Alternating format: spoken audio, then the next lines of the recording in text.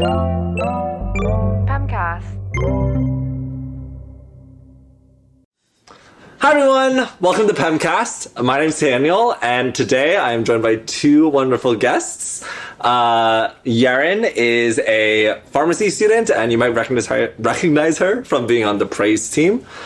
Nikki is a young adult leader and a PYC teacher, and today they're here to talk about their recent trip to the DR.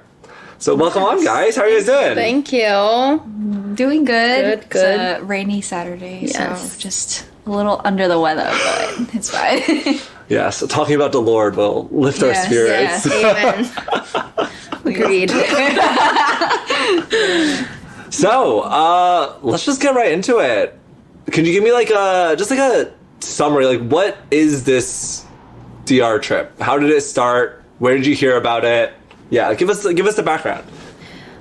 So basically, my dad has a nonprofit with a partner who is in DR, but they were originally stationed in Haiti, but because of the government, it was too dangerous. Mm-hmm. So he moved to DR with a bunch of the Haitian people that they were ministering to, and so they're for the time being stationed in DR, and they wanted to cast a vision for the Haitian people in DR, because it's fairly new, the ministry that they're trying to build up in DR.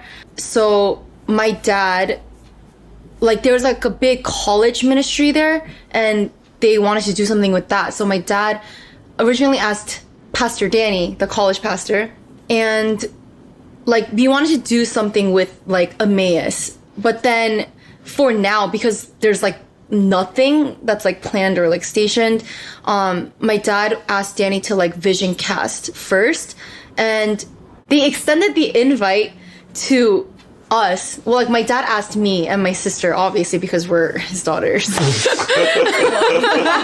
It's crazy.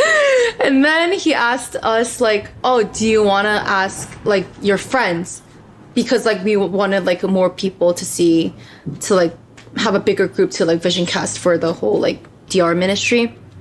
So we asked our friend group, and then everybody was yes. So we were okay. And then that's how we ended up going to vision cast for the Haitians in DR. Gotcha. Yes. So give us a bit of a timeline. When did you hear about this and start asking your friends to go on this trip? So my dad asked, I think it was in January. Yeah. He brought up the idea to Danny, me, and Jackie. Yeah, and then I think that's when he told us to reach out to our friends. So then we reached out to our friends around January-ish. Yeah, gotcha. Yeah. So Yerin, when you first heard about this from Nikki, what were you thinking? What were your thoughts? Actually, I heard it from Danny first. Okay, yeah. Because I think he was kind of, I don't really know how it all happened, because he just ended up asking me. But when I heard about it, I was not really expecting much from it. I haven't been on a mission trip in a while, and I just thought that it would be a good way to spend my last spring break, because my first spring break of college, I tried to go on a mission trip, and then COVID blocked it from happening. So then I was I feel it's a kind of full circle moment where God's giving me the opportunity to spend my spring break on missions. So I was oh, okay, yeah, let's go. Also, it was supposed to be $300. So I was yeah. That's not funny. We'll talk about that later. Yeah. Okay. Okay, so yeah, you guys all are on board for this trip, and you start planning. What does the planning process look like? Oh. Okay. I think Nikki should talk about this. Okay, so my dad, he can't speak English very well. Okay. And, he wanted to take matters into his own hands, because he really wanted to lead this, or just get all the nitty-gritty details down, have all the Logistics. Yes, the logistics. Yeah. He wanted to get all the logistics down for us, so that we can plan for the actual missions trip or vision trip. So he went on a website and decided to buy the airplane tickets for us. But this was a shady site and it was a scam. So basically, like, oh my God, if you look at the website, like for us, we would know it's clearly a scam. Like all the grammar is off. It's just like, it was so bad. But then he bought all the plane tickets and I forget how he found out that it was a scam, but I think he tried calling the airline to like confirm our flights, but then they were like, what are you talking, like we don't have your flights, like what? And so we were like, what? And then like my dad asked my sister to like look into it, and she was like, oh my gosh, like this is a scam website, it's not like a legit third party website. So we were like, oh my gosh, what? And then so they took the money out of his bank account already, so like he has no money in his bank account. And then we're like, oh my gosh, like what do we do, because like the money's already gone. It was just like this whole thing. And then Tanya ended up coming in the middle and helping because she's really good with like calling and like dealing with scammers. And basically we couldn't get the money back from them. I honestly don't even know if he still got the money back or not. To this day, I'm not sure. Ooh. But we had to basically rebook the tickets again, obviously. And it was so much more expensive because like we were on a time crunch now. Yeah. So I feel like from the beginning, like, okay, obviously like because my dad can't really speak English, you know, there was trouble there.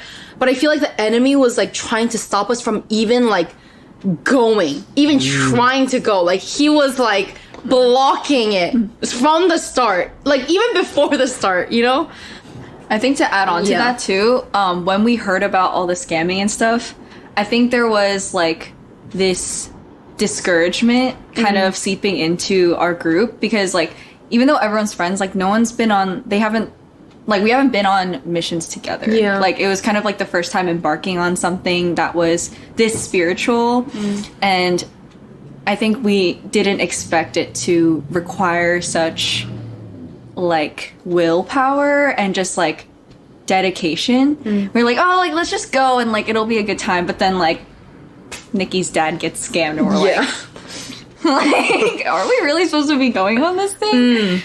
So I think there was like this discouragement that started settling in. So even like right before the trip and like when we got to the airport, and we'll talk about that, like it was just a mess. Like everyone was like emotionally so drained, getting annoyed and mad, and it was a whole ordeal.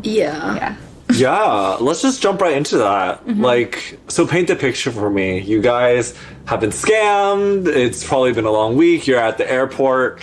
What's going through your minds? What's happening?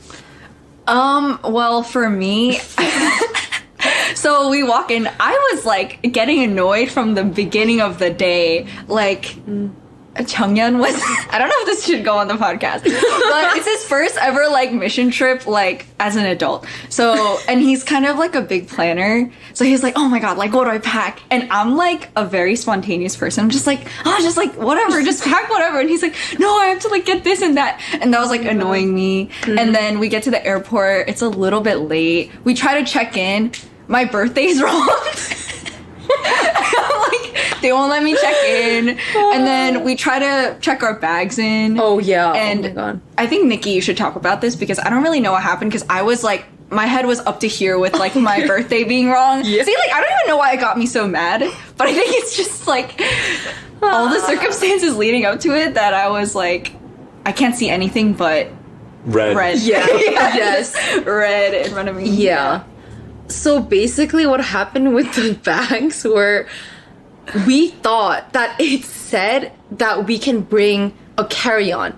Because like, usually, because my dad opened up a JetBlue card and that's where he got scammed, through that JetBlue card, because of the scammers. And then, so we thought that we bought tickets with a carry-on included, but that was not the case. Did not read the fine print. So it doesn't say that we have a carry-on, like we need to purchase it. It's an extra like $45 or Yeah, $55, something like that.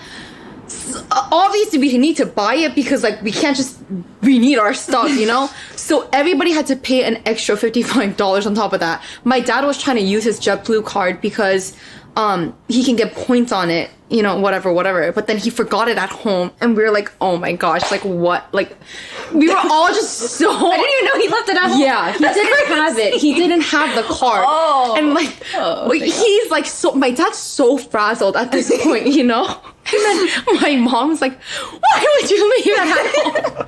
Just like this whole ordeal. Everyone's so annoyed. Everyone's so frazzled. We don't know what's going on, and we're like, oh my god, we have to pay more on top of this, like, because we were not expecting to spend so much money. It was already like $470. Yeah, the ticket by itself. Yeah, it was just like, oh my god, please. And like, yeah, it was just, everybody was just not having it. Some people, oh my god, yeah, okay, so basically also Jay, Derek, and Ginny, they had ordered Panera to their house before coming to the airport because we needed to eat dinner before.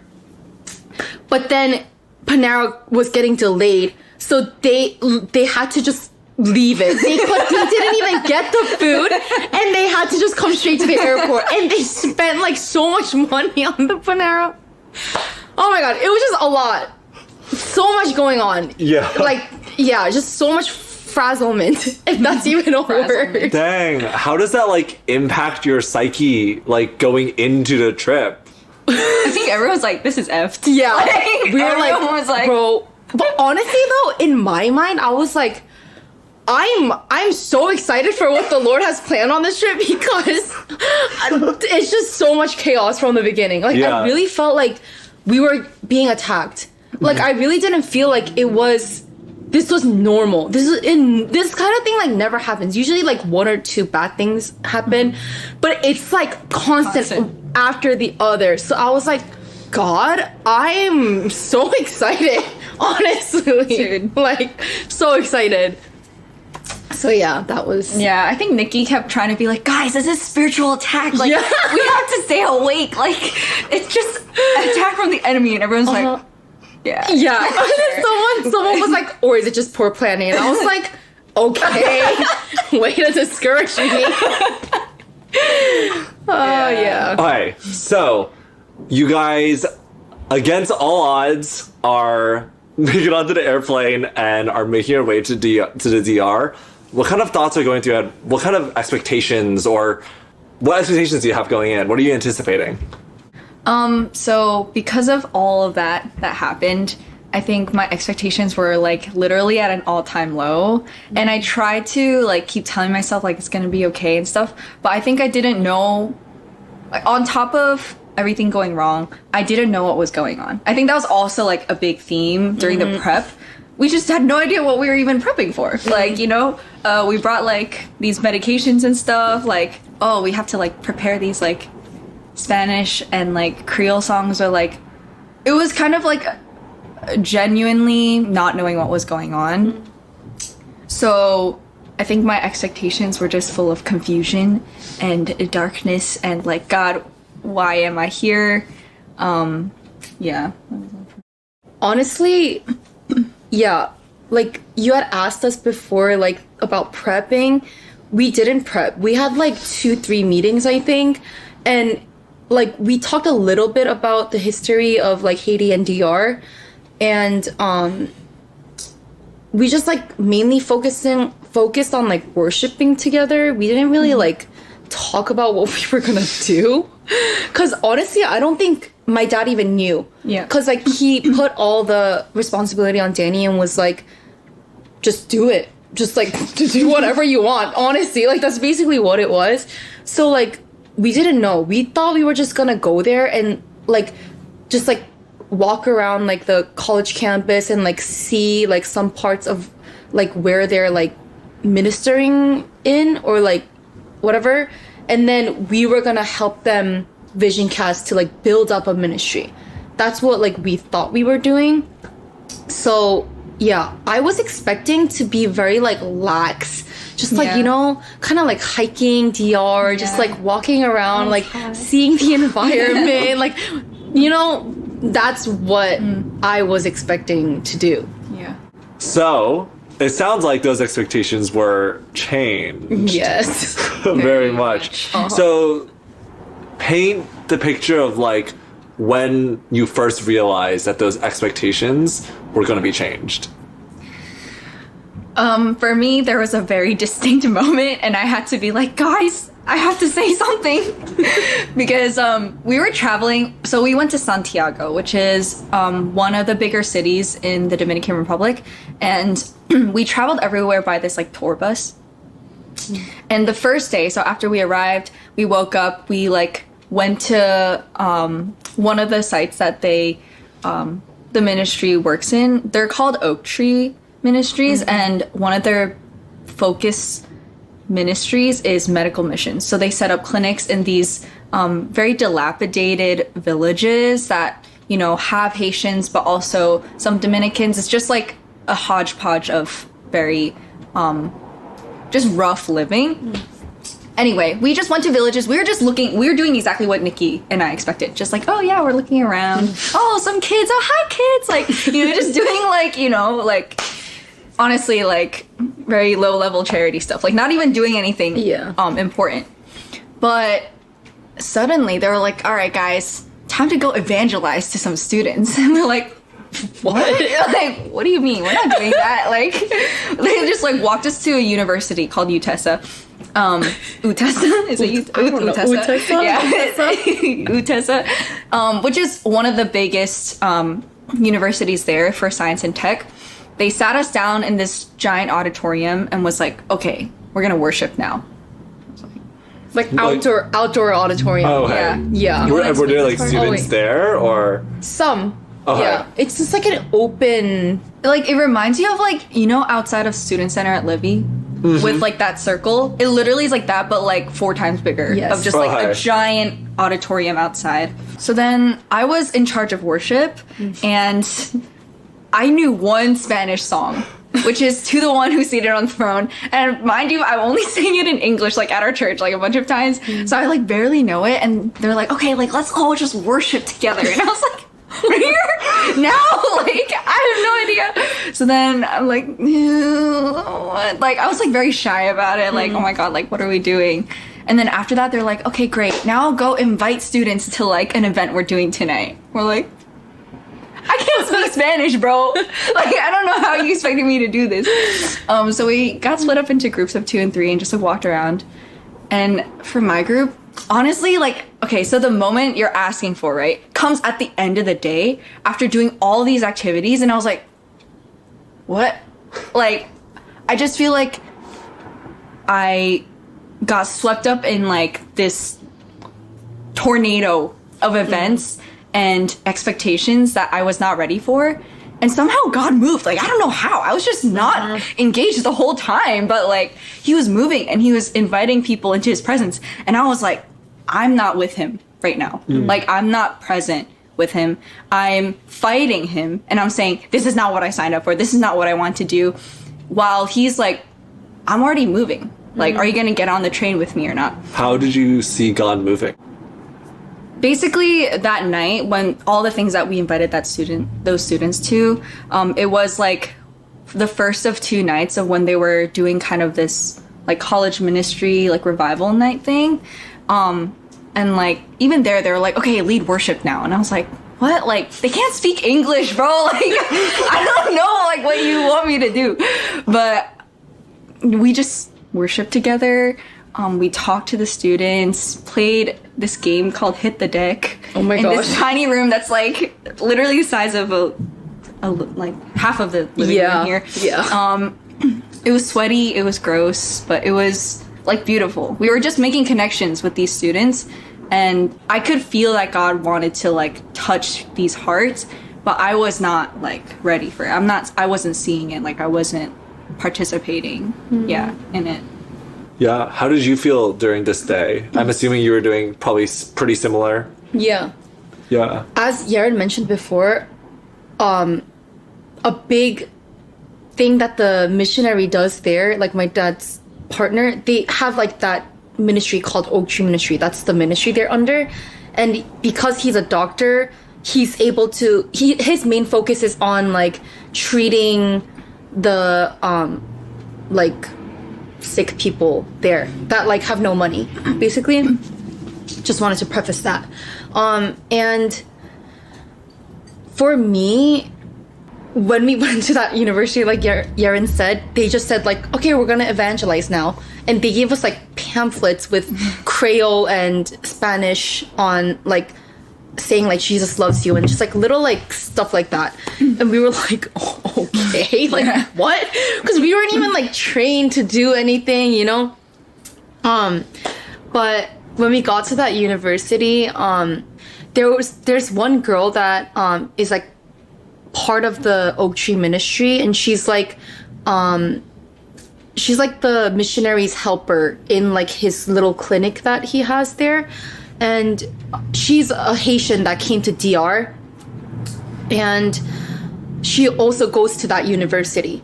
So she was with us like helping translate and just like being like one of the tour guides, I guess.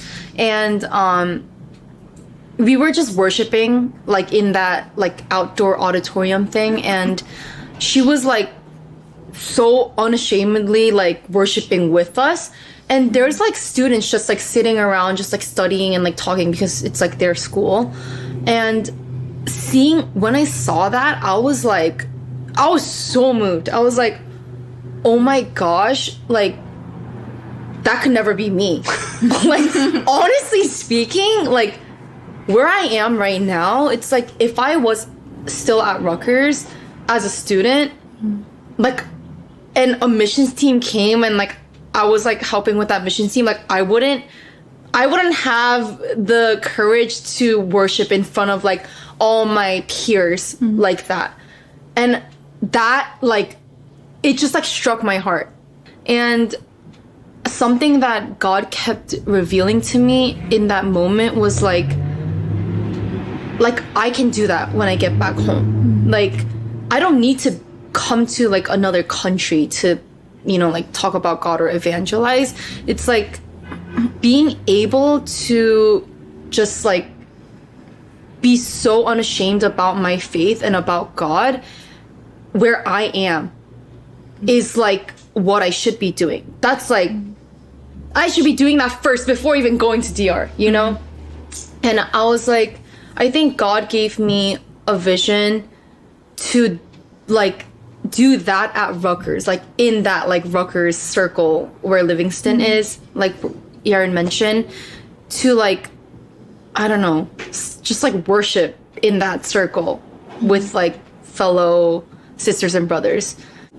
I think it gave me a sense of urgency in that I need to stop making excuses of like, oh, like I'll do it somewhere else. Like, oh, like I'll do it when I go on actual missions. Like, no, every day is an opportunity to do missions. And I think like God really placed that heart of urgency in my heart. And back to what you were saying, like I did see Yerin look very like drained in the beginning. Like she looked very like tired and like out of it. But then as soon as like we started just like being thrown into the fire, like I saw her come alive. Like I was like, oh my God, like it was just like, I think it was for everyone too though. Like we were all so tired and like aggravated, but as soon as we like were just like thrown into it and they were like, just do it, we were like, okay, and we just said yes. And I think that like that moment we said yes in obedience, God was like, okay, I'm gonna start. And then he just like started moving, and we were like, okay. Like I literally felt like he was just like our puppeteer, and he was just like moving us around and just like using us, and all we had to do was say yes. That was it. And he just started moving. That makes me want to go back to you, Yerin. You talked about how you felt like God was moving and like you weren't on board. What was that pivot? What made you get on board? The moment that I surrendered and just said like, you know what? Like it doesn't matter what I thought this program was supposed to look like when I first came in, because that's not what it is now, and that's not what God is trying to do. The moment I had that realization and said yes to it was actually when I like talked to like Nikki, Jay, Jenny, and Tanya. Like we were all just at the back of the bus at that day. It was like so dark in there. I was like, man, I'm so tired. And I was like, I remember holding on to the seat in front of me, being like, what? Like just having that internal battle of like, what is this? What am I doing? And I just asked them like, guys, like, am I the only one who feels this way? Like, am I the only one who feels like this is not a vision trip? This is a mission trip. Yeah. Like, we're not here to like just look at things. We're here to do things and say yes to God. And everyone was like, yeah. And I think that was a moment that it helped me like surrender. And I think the moment, like the teaching point there that God was trying to reveal is like what the purpose of community is. Like, by sharing that experience with like the girls, I felt like, oh, we're not just individual bodies in a group. Like God's using us as like, this person's a hand, this person's a foot, and we all feel the same thing as the same body. And so like, if I'm struggling in this area, like I can turn to a certain, like someone else, and they can help me feel like, oh no, we're still connected. We're still doing this together. I think, one thing I struggle with is feeling isolated. Like, even though I'm in a crowd of people, I feel like, oh, I'm only doing this by myself. Like, I have this purpose. Like, if I'm leading worship, like, oh, I'm the only one worshiping. Like, that kind of selfish mindset.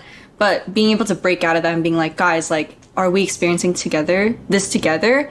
And hearing everyone say, yes, we are. It helped me be like, yeah, then I want to surrender. Like, I want to be all in on this too, if you guys are. And we were all like, you know what? Yes. Like, let's do this. Like, we're here to serve God. Like, what did we come here to do? Like, go on vacation? We're not even in, like, a nice area. Like, literally. Yeah. We're like, what is there to enjoy? Like, we're here to serve the Lord and find enjoyment in serving Him. Yeah. So, yeah, that's kind of the moment for me.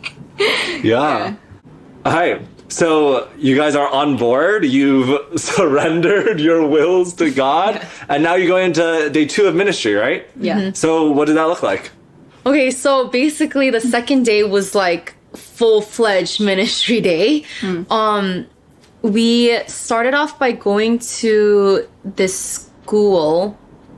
Yeah, it was like a school that they had. It was basically one room. Like, it was like a pretty big room, and they had like multiple just like chairs and desks set up, and it was like separated by grade. So it was like preschool, kindergarten, first grade, second grade, like that. But they were all in one room because they just don't have a space that they can teach these kids. They were mostly, were they Haitians? Okay, yeah. They were mostly Haitians. And because the DR government doesn't want to help Haitians, they can't be funded to have a school. Yeah. Which is why they have to take matters into their own hands and like find a space to like teach their kids. So that's what's happening in this school. It's like literally not even a school. It's just like they're just trying their best. Yeah. A bit of background on the Haitian and Dominican like conflict. Like, they have a deep history of just violence against each other, racism, and like you can tell who's Haitian and who's Dominican because Haitians are from West African origin, so they're all like dark skinned, but Dominicans are from Spanish origin, so they all speak Spanish. So there's like racial discrimination, there's political and economic discrimination against like the Haitians. So even at that school we were at the day before, it was probably one of the dirtiest places I've been in, like inside, but these kids are all like lined up trying to like, they all wear like the nicest clothes they could wear, but you could just tell that it was not funded by anyone. Like, no one was helping them, but they were all trying their best. Even the teachers, they're not paid. They're volunteers. Like, they bring their like infants with them. Yeah, like literal newborn babies. Are you sure? Like, they're let. Yeah. We had only like an hour with the kids, I think, but I felt so like connected, and like I wanted to like minister to them more, because it's like, it's just, I think it's crazy that they try their hardest to like be in school and like have this whole school like running, and like to them it's everything, you know. But for us, I feel like back at home we take school for granted like so much. So I just felt like really, like my heart felt heavy for the kids there. Yeah. Something I felt about the culture there that I really deeply related to, and I think also helped me have that kind of heart of wanting to minister to these kids, even though I only knew them for an hour, is like the one way they can stay connected and become of value in the Dominican society now that their home of Haiti is just like in shambles, is to learn Spanish. But because when they are in Haiti, they speak Haitian Creole, which is like a completely different language. And so when they come to the Dominican Republic, everything's in Spanish. For them to assimilate to the society, they have to speak Spanish. It's kind of like the way when we come from Korea, like our parents can't speak English, but they come in hopes that we'll speak English and assimilate to society there. It's like similar in that. And just seeing that desperation for these students, like to learn a language they're not familiar with from such a young age, just so that they have a better hope, like a hope for a brighter future, was like really moving for me. So even at the university, some of these students are not that good at speaking Spanish, but they like try their best so that they can thrive in the Dominican Republic. Yeah, so how do you think that kind of cultural realization impacted you in that moment while you're ministering to them? The big moment of realization for me that day came that night when we were on the rooftop of the ministry building doing worship. So it was meant to be like a praise and prayer for these students. And for the college students? Yes, college students. Okay. Yeah, I should clarify that. So after we did the day of ministry, we transitioned into ministering to the college students, the same people that came the day before. And there were several moments of like, wow, like I have nothing to give to these students. Like I can't speak their language. I don't understand their culture. I am struggling to feel connected, but I feel like there's something there that God wants to move in. So we were singing these songs in Spanish. We sang like Goodness of God. We sang, what else? To your children. Oh, the blessing. Yeah. We just sang amen, amen for like over and over. But that song, so like we were in a moment of worship and everyone was just like getting into it. We were singing the blessing. So we were just singing this song of like, God, would you bless their generations, their children upon children. And I was just thinking about the students from the day before, like the parents came from Haiti so that their children would have a brighter future. And as I was watching even the college students, like I could see the desperation on their hearts and faces of like, I hope that my children don't have to go through what I go through. I hope that my children's children will experience blessing and will experience liberation from spiritual evils as well in their lives that they're going through. Like, and so, yeah, as we were singing, I just felt like we were really coming to a point of like being in that moment of like, God, would you be with us? And then all of a sudden, the lights in the entire building, and I think part of the block just like went out. Like mid-song, like mid-amen. It just like blacked out completely. Yeah. And I don't know what you think would happen when something like that happens, maybe at PEM if like all the lights went out and like we were just singing. It got louder and louder and we were just singing and crying. Also, some of us were just screaming from the top of our lungs like, amen, like would this be true? Like amen, amen. Lord, it doesn't matter if there are lights or atmosphere, like would your providence and would your blessing like fall upon this nation and upon these students? And we just sat in that moment and it was so dark and it was just wind and like stars and just the faint sound of like cars like passing by.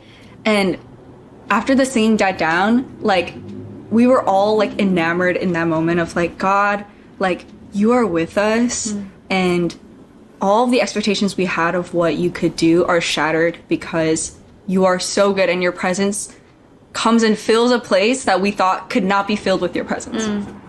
Yeah. So then Yeah, I got goosebumps. Yeah. Can we sit in that? Like, what was, I don't know, like, I know you talked about, like, kind of what the atmosphere, what was going through your head in that moment?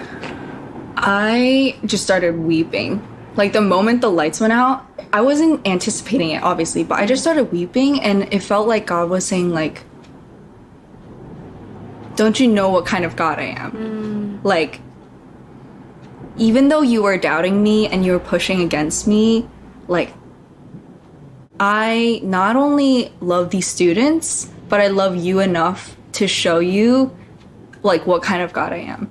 And I think we all had one heart in that moment of, like, God is so amazing. Like, it's not even just the fact that the lights went out. I think, like, I don't want it to be, like, just that being emphasized, but it's, like, I feel like that was just a sign that, like, it was not our power. It was not what we were doing. We were working so hard that day. We were like, God, we surrender to you. Everyone was, like, we would, like, and then on the bus, like literally so many photos of us just passed out on the bus. We were putting our hearts, mind, and souls into it, but I feel like it was that refreshing rest of realizing it's not my work either. Like, wow. So that means, like, no matter how hard I work, whatever, like, there's rest in knowing that it's God who takes care of his business and his children, his people. Yes. So I can also rest even as I work. Like, even as I'm crying out from the top of my lungs, like, God, would you lead these people, like, interceding for them?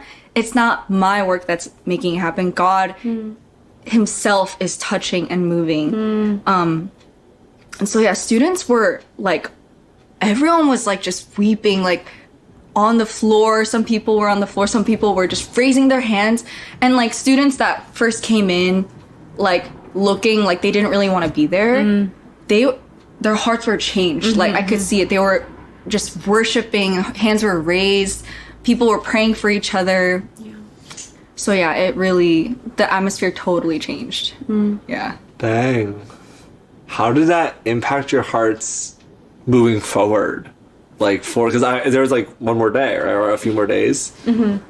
I think for us, and I mean, there were also missionaries there, right? And they shared with us that night that they felt like each of them were also revived. And, like, specifically the missionary's wife, she was like, it felt like a fountain of joy exploded out of my heart that I didn't think I would ever feel again. She was saying, like, I thought that, you know, the presence of God had left. I thought that we could never experience that kind of revival again. But that night, she was like, I just started weeping, and I just felt this explosion of, like, joy come out. And every single one of these missionaries were saying, like, yeah, similar things. And so I think ourselves too, we were like, we didn't know God could be this amazing. Like, we didn't think that he could change hearts that fast. We didn't think he could change our hearts, but everyone's face, we were all glowing. And, like, I think it's safe to say that when we're back at home in Bergen, everyone's kind of like I hate my life. Like, every day is just work. Every day is just, like, grinding. But then when we were there, it's like we were doing even harder labor, more intensive things we were not familiar with. But our faces were glowing. Like, we were just basking in the presence of God and the work that he assigned us to do. The pastor's wife was telling me that back in Haiti, they had a rooftop, like, in their mission site, so they would have, like, rooftop worship sessions, like, every day. I think they have done it in the DR too, like, before we came, but she was saying, like, that, like, it brought her back to, like, the Haiti, when they did the same thing, like, in Haiti, and she was like, she just, like, I think she was revived Like, because I think they were also, like, the missionaries in DR were, like, kind of burnt out. Yeah. And honestly, like, our group is kind of, like, loud. Like, when we're together, we're, like, kind of rambunctious. I love that word. Yeah. So I think us just, like, being crazy and, like, being so energetic throughout the day, I think it just, like, brought them, like, joy. Yeah. It was just, like, they were just, like, having fun. Yeah. And yeah, I remember asking her, like, oh, like, how do you guys get funded here? Like, how do you, like, are you working? Like, what's the situation? And she said, no, like, they're completely funded by, like, donations. Like, that's how they live. And she was like, but, like, my dad's rich. Like, saying, like, our Heavenly Father. And she was like, there was never, like, a moment where she was like, oh my God, like, how am I gonna live? Or, like, how am I gonna get food? It's just, like, they're literally living in faith. Like, every single day, they're just, like, trusting that God is going to provide, and He does. And she said for 3 years, that's how her and her husband have been living. Yeah. And when I heard that, I was like, what the heck? Like, I want that kind of thing. It's just like, I don't know. It was just crazy to hear that, and just like their obedience in their daily lives of just being in DR, ministering to the people of DR and Haitians. It's just like, it was just like, I don't know. And seeing them worship, like, with all the Haitians and us, like, on that rooftop, it was like, it really felt like they were their parents, like their spiritual, like, parents. Like, it felt like they just had their arms around them 24/7, and they genuinely, like, care and love for these Haitians.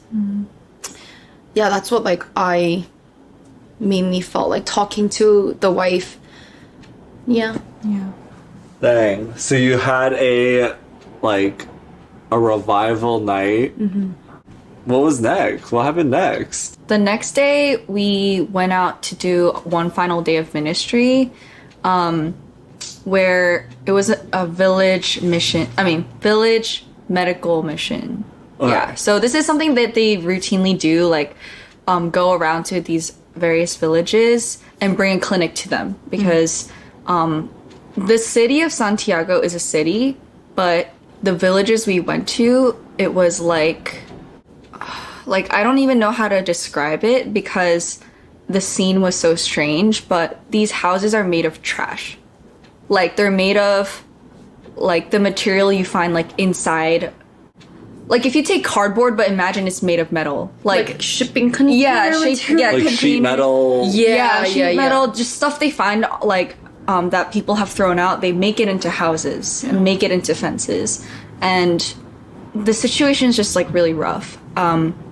So they don't have access to, like, clean, just, like, medical attention. Another really sad reality is that the dynamic of the Haitian home is very, like, patriarchal, but in a very, like, in a toxic sense, in the sense that like, men don't really work.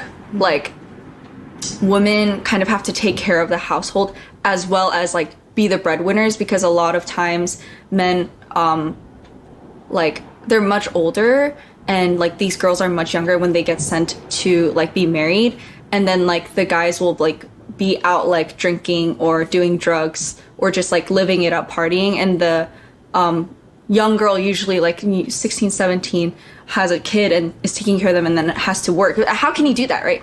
Like, one really sad reality is that a lot of them have to sell their bodies to live. So a lot of women have, you know, pregnancies outside of marriage, have STDs that are just untreated, that they can't get taken care of. So that's, like, a really big ministry point for them too. When they go to these villages, a lot of times it's women and children that come. So that's kind of something I participated in because I'm a pharmacy student. I got to kind of watch them do that, and it was really amazing. When we went to one of that village, it's called Mocha. They had a little building, like a shack, and set up like some supplies, medicine, one big like genetically prevalent disease they have is high blood pressure and high cholesterol. So like that kind of stuff, like you can't really treat, and it doesn't show up on your body. It just later will hit you as a heart attack and you'll just die. So to treat that, you have to take medication every day. So these missionaries like kind of bring in supplies from the US or from first world countries and distribute them as like, so I got to watch that. A lot of women come in pregnant, but like not knowing like what to do. They don't know who the father is. And in a situation like that, I feel like it's easy to feel ashamed. It's easy to feel like no hope. There's no hope for you or your children. But these missionaries are so full of love. Like the main missionary, the doctor, like just accepts them with open arms. It's like, okay, let's get that ultrasound done. Let's get that child checked out. And they have like an ultrasound on site that's like just like connected to an iPad and get to show like the mother their baby. And like what mother really gets to see that unless they're provided with like top tier like medical care. Like you're not going to be able to see your child in an ultrasound unless you're going to a clinic, but they bring that to these Haitian women and help them feel like they have dignity, that they have the ability to take care of themselves and their children, and that they're going to be okay. I think that was super moving for me. What were you thinking? You also went to this village. Yeah. What were you thinking when? And yeah. What were you doing and what were you thinking when you're at this village? So I didn't go to the clinic. Well, like it was all in the same area, but like I wasn't helping with the clinic. I was mainly like helping with the kids. So what they had us do, the missionaries told us to literally just like go to like the houses, which are like shacks basically, and they just told us to tell the kids to come out, like in Creole, and it was like Tutimun Vini, which means like kids come. So we were literally just like, kids come to the parents, you know? And they're probably like, I was like, this is so not normal. Like, if you really think about it, like I would never send my kids to like random strangers, you know? But yeah, like random Asian strangers. Like, okay. But basically that's what like we were doing. Yerin also did that like in the beginning, but then she like ended up going into the clinic after.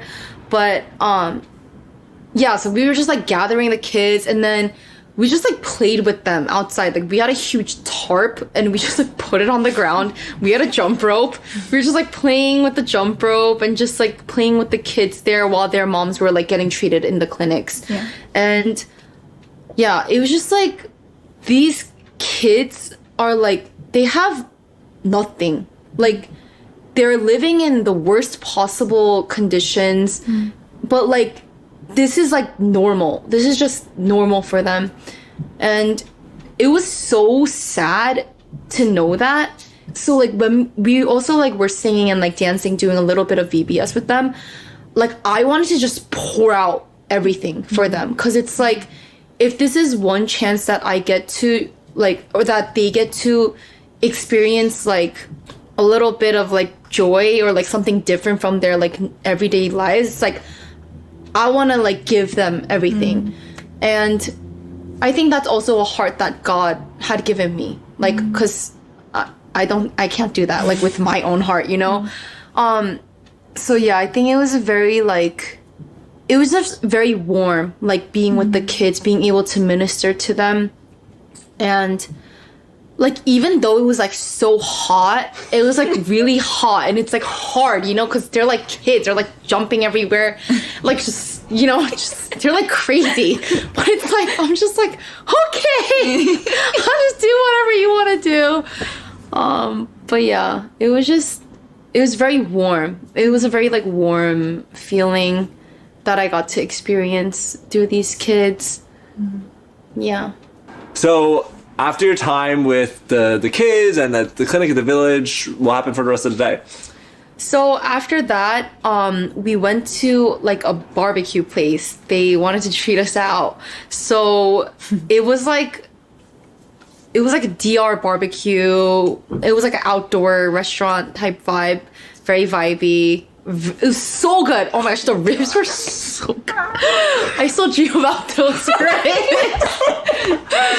Oh my god. Oh, yes, it was so good. Okay, but in that, while we were eating, I don't know who started it, but someone started massaging somebody. So like we just had a train of like massaging going on. And then one of the missionaries there actually he was the main one like kind of like taking us to all these places. He used to, I don't know if he used to practice like chiropractic. Well, I don't know what you would call that. Yeah. I don't know if he practiced that or he just like knows like pressure points and stuff. But he like there's like a pressure point on our shoulders. It's like in the middle of like Two bones. Two bones like on top here. He like did that. Who did he do it on first? He did it on Danny first, I think. Oh, okay. Yeah. So he did it on Danny, and like Danny was like agonizing in pain. Yeah. And we were like, what the heck is going on? Like, there's no way that like just pressing here is gonna hurt that much, you know? And then Danny like did it on Changyeon, Yeah. I think. Yeah, and then like it just like we were like, I wanna try. Like me. So like he was like doing it for us, like the missionary, and it hurts so bad. Like I will do it on you later, but it hurt. It's like I think a lot of our stress is like stored in this area, and it's like you don't realize the pain until it's like punctured. Okay. But he was explaining to us while doing this. Oh no, he did it for us, and then like we went back to like our like where we were living, and he started preaching about just this like one pressure point that he did on us. So he was saying like there are a lot of people who are just stuck in the middle. Like they're like someone healthy, but they're not sick. So they're like, you know, it's like most of us, like most of like Americans, I feel like we're just like in the middle. And he was like, we look very healthy on this outside, but when we're like poked and probed in a problem area, we realize we're in so much pain and uncomfortableness. And it seems like we're so satisfied with life, so content with life, but we we're so good at masking like how uncomfortable we are, like how lonely we are, and like how dissatisfied we are with life. Like I think because there's so many distractions in America, distractions in the sense of like we work, we have a home, we have food on the table, like we have friends, we have a community, we have church. Like it seems like we have everything, you know? But like deep inside, I feel like a lot of people are struggling with like purpose in life. Like, why am I here? Why am I working? To have money, to have food, to have a house. But so what? Then what? Like, as Christians, I think it's like we forget that like we're children of God. We have a purpose for God in this life, not for ourselves. Yeah, I love that. Yeah, it is a perfect segue. So, in terms of the timeline, we're approaching the end of the trip now, right? So I'd love to talk about more takeaways like that. Like, what kind of, now that, especially now that you're like a little bit out from it, how have your experiences, and you can bring up more if you haven't mentioned them yet, but how have your experiences kind of shaped your outlook on God and your life now that you're back in the States? Well, for me, I think one big area that I'm serving God right now is through praise team. And this trip revealed, and actually some events occurring before it, revealed to me that like I was taking that ability to serve and the power of worship like for granted. Prior to the trip, I attended or I led at a worship night that the next day I found out was Irene's father's last worship night, and I didn't know. I knew he was there, but I didn't know who he was, and I didn't speak to him. But the next day I found out that he passed, and I was in utter shock because I remember, like, the night when I was leading worship, I was, like, I was not worshiping. I was just going through the motions, being like, this is another one of those days. This is just another one of those times where we all sing. And then when I heard that he passed, I was like, wait, what? Like, that was the last time he was able to worship on this earth. And, like, yeah, in heaven, like, I'm sure he's worshiping with the angels, but it just, like, gave me a sense of perspective of, like, I don't know when it's someone's last day. And, like, if he wasn't a Christian, or if anyone in that room wasn't a believer, and that was, like, the last time they were ever gonna hear, like, the chance to receive the gospel, like, I wasn't being cognizant of that. I wasn't being aware of the fact that it could be someone's last day on earth. I was carrying that reflection as I came into the trip, and I think that rooftop worship kind of sealed that reflection for me, and was like, God, I felt like God was kind of being like, you need to seal this into your heart that, again, it's not your doing, it's mine. My timing is perfect, but it's up to your surrender whether or not you want to be part of it. And me grumbling and being like, God, like, I'm like so over this, like being so prideful and thinking that I have another chance to preach the gospel to someone. I have another chance to show someone that God is worthy of worship. It was so much pride and arrogance that, like, oh, I know what's going to happen, and yeah, I know what's going to happen in this world, but no, clearly I don't.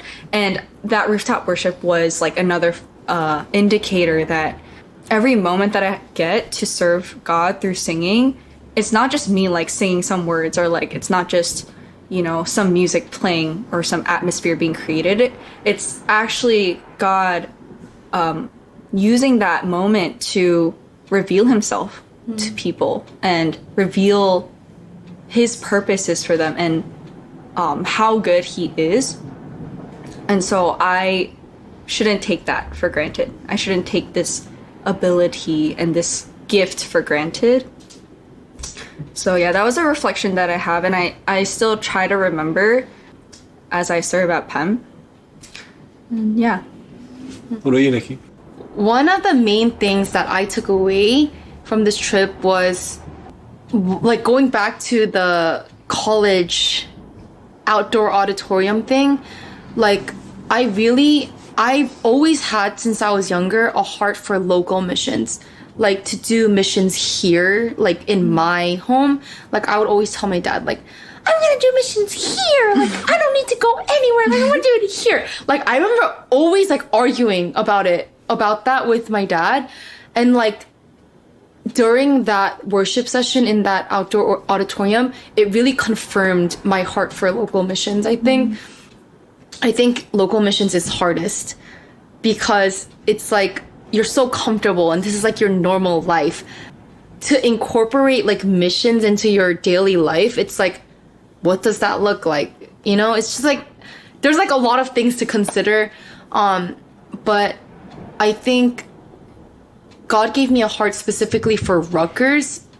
Yeah, to just really like be unashamed in worshiping. Maybe it's just even like in public, or just like talking about God, or like praying in public. I think God gave me like a sense of urgency in that. Like, I don't know, I want to see revival happen in Rutgers, in that like circle area in Livingston. And like, I don't know, maybe that starts with Emmaus. I don't know. I don't know. But yeah, I think there's just something crazy about God's people coming together in a public area and just like worshiping him and like glorifying his name. And I want to be a part of that. Yeah. I also have another reflection that I would like to share. This reflection was kind of after I came back, and I was reflecting a lot on the missionaries there. They're all Korean, like from Korea. So they are accomplished people, MDs, acupuncturists, fresh grads. The guy who did the acupressure on us, he's like in his early, like about to turn 40, but unmarried. He just gave his life to the Lord, basically, to serve him. And I was observing them and thinking about like the fact that they gave up so much to serve a people that's not their own. Like the doctor and his wife, who are the head missionaries, like had a clinic in Korea. Like they were doing really well for themselves, but they gave it all up. Like they didn't even bat an eye. In fact, they were waiting for years to be able to give it all up and come to Haiti, of all places, and serve. And it really humbled me because 6 years of pharmacy school to give it all up. Like, years of working a job and building up my 401k and my Roth IRA and all those things, buying a nice house, you know, building a family, all that to just like shatter it on the ground. And it reminded me of the woman with the alabaster jar and how Judas made fun of her after she broke it and poured the perfume all over Jesus's feet and said, like, you could have just given that to the poor. Like, that's like, you know, years of wages or a year. I don't know exactly. But Jesus said, like, everyone will remember what she has done for me. Like, and it's true. Like, she's mentioned in every single one of the Gospels simply because she poured, like, actually broke a jar of her most expensive perfume, something that she was probably saving for her wedding day, you know, something like that. And it was like, man, like, can I break my alabaster jar? Can I break years of education and years of building up my, you know, wealth and, you know, accolade and say, like, God, you can have it all? I don't know. I was really humbled just thinking about that. Like, I still don't know. So yeah, that was a reflection that I had. Yeah, you got me reflecting. Gosh. Yeah, are you reflecting? Dang, but yeah, being able to see and firsthand, like, people who have given their lives for the Lord, and like just like tasting a snippet of that in like serving and short-term missions, and like I think I really loved like what you said earlier, Nikki, about like how life was harder there, and like that week was like a very difficult week, but it was because of those difficulties that made it like such an amazing week and so much like heart pouring out and like you seeing the blessings of God. I think that's like something that is like truly what missions, what like short-term missions can reveal, and being able to take that into our daily lives. I hope that the listeners at home will also be able to like hear that and like really sit in that. We've come kind of to the end-ish of the story. Are there any kind of last words or call to actions that you have for whoever might be listening to your story, listening to this podcast? I don't remember the exact chapter and verse, but I know that Jesus says it's more blessed to give than to receive. And I think even as we were doing this podcast, I was reminded of that verse because I don't know where or when I started feeling like it was more blessed to just receive. And I think my call to action for myself and to everyone who's listening is let's trust that those words are true. I think more than even being like, oh, try it first. It's like the trust for whether or not those words will actually come true is so low because I feel like I trust myself more. I trust that I can make myself happier. I can make it a greater blessing for me to just receive.